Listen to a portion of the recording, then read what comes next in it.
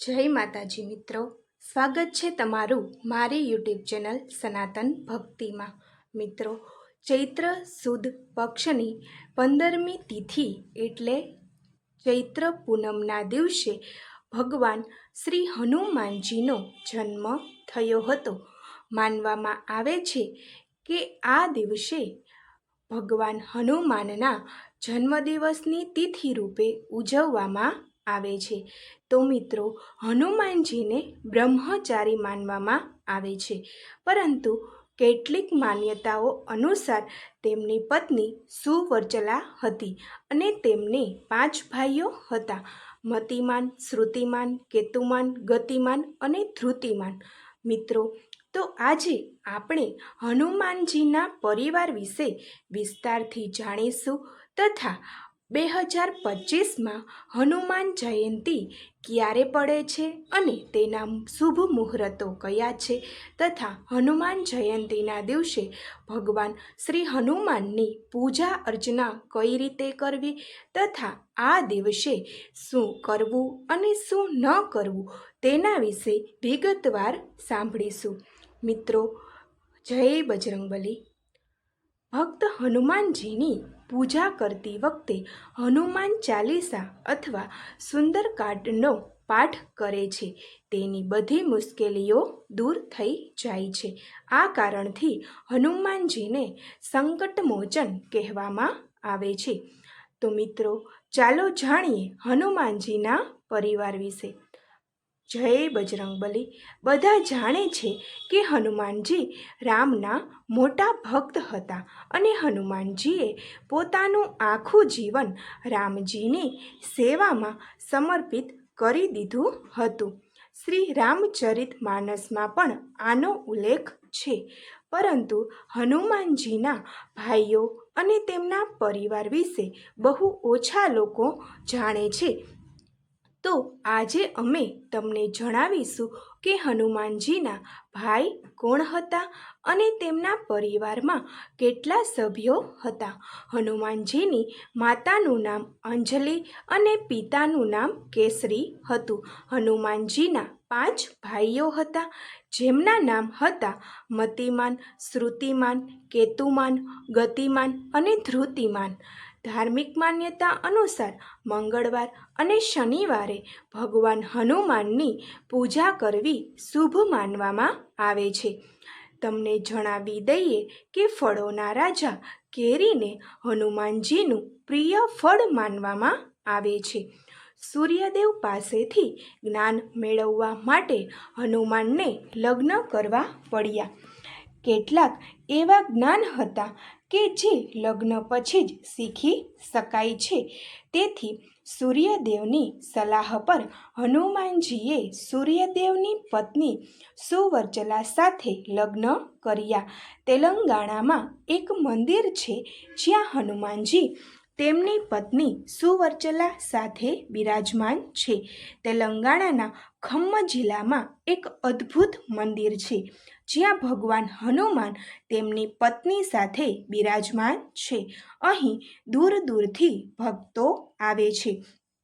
એવું માનવામાં આવે છે કે અહીં હનુમાનજી અને તેમની પત્નીના દર્શન કરવાથી પતિ પત્ની વચ્ચેની તમામ પરેશાનીઓ દૂર થઈ જાય છે।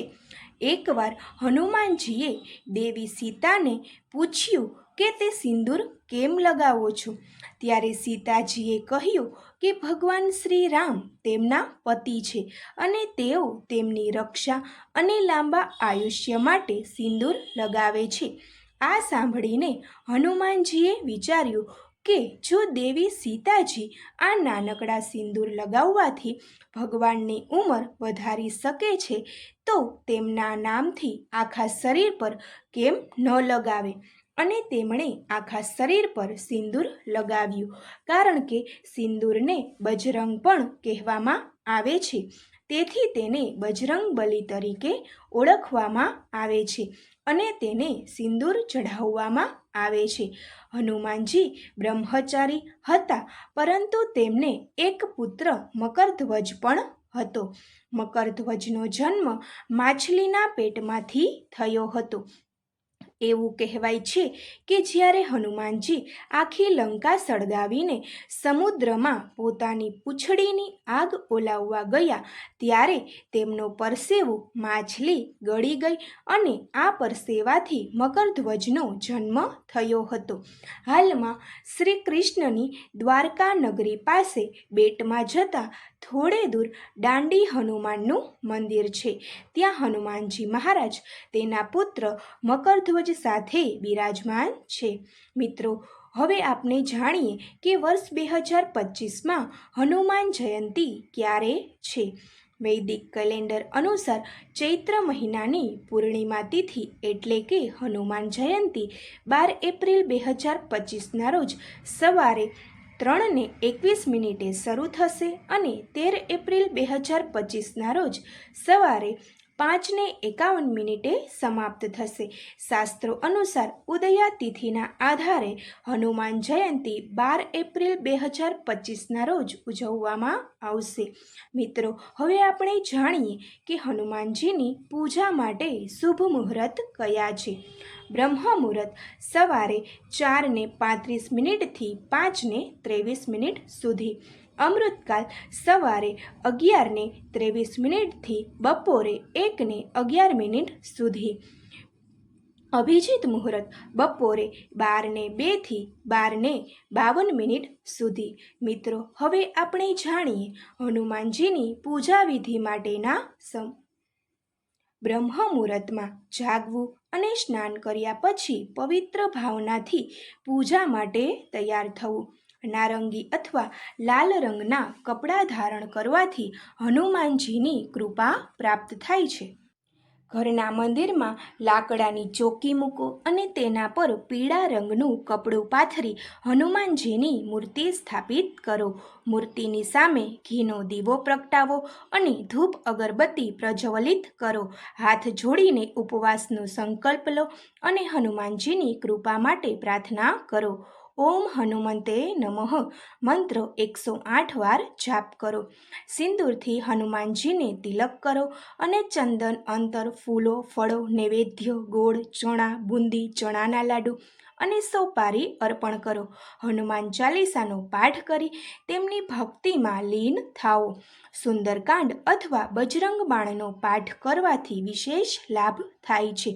અંતમાં હનુમાનજીની આરતી ઉતારીને પૂજા પૂર્ણ કરો અને પ્રસાદ વિતરણ કરો. હનુમાન જયંતિ પર શું કરવું અને શું ન કરવું તે જોઈએ. શું કરવું જોઈએ તેની વાત કરીએ તો હનુમાનજીનું પૂજન કરવું, લાલ ફૂલ, લાલ કપડાં અને ભોગ જેમાં બેસનના લાડુ અર્પણ કરો, હનુમાન ચાલીસા અને સુંદરકાંડનું પઠન કરો. આ દિવસે હનુમાન ચાલીસાનું પઠન ખાસ શુભ માનવામાં આવે છે. ઉપવાસ રાખવો. ઘણા ભક્તો આ દિવસે ઉપવાસ રાખે છે અને ફળાહાર લે છે. મંદિર જવું. નજીકના હનુમાનજીના મંદિરે જઈ દર્શન કરવા. સેવા કાર્ય કરવું. ગરીબોને ભોજન, કપડાં અથવા દાન કરવું પાવન માનવામાં આવે છે. શું ન કરવું તે જોઈએ.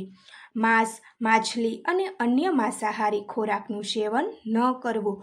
મદિરાપાન અને અન્ય નશીલી વસ્તુઓથી દૂર રહેવું. કોઈ સાથે વાદ વિવાદ કે ગુસ્સો ન કરવો. અશુદ્ધ ભાષા કે વિચારો ટાળવા જોઈએ. શરીર અને મન બંનેથી પવિત્રતા રાખવી. જય બજરંગબલી. મિત્રો, તો આ હનુમાન જયંતિ પર તમે પણ આ પૂજા વિધિથી હનુમાનજીની પૂજા કરવો તથા હનુમાનજીની જન્મકથા, હનુમાન ચાલીસાનો પાઠ, હનુમાનજીના 108 નામો તથા હનુમંત બીસા જેવા વગેરે કાર્યો કરો અને પાઠ કરો, જેથી હનુમાનજીની કૃપા તમારા પર સતત રહે છે. અને મિત્રો, તમને મારો આ વિડીયો પસંદ પડ્યો હોય તો લાઈક કરજો, શેર કરજો અને ચેનલને જરૂરથી સબસ્ક્રાઈબ કરજો. ઓમ નમઃ શિવાય. જય શ્રી કૃષ્ણ કનૈયા. જય ગણપતિ બાપ્પા.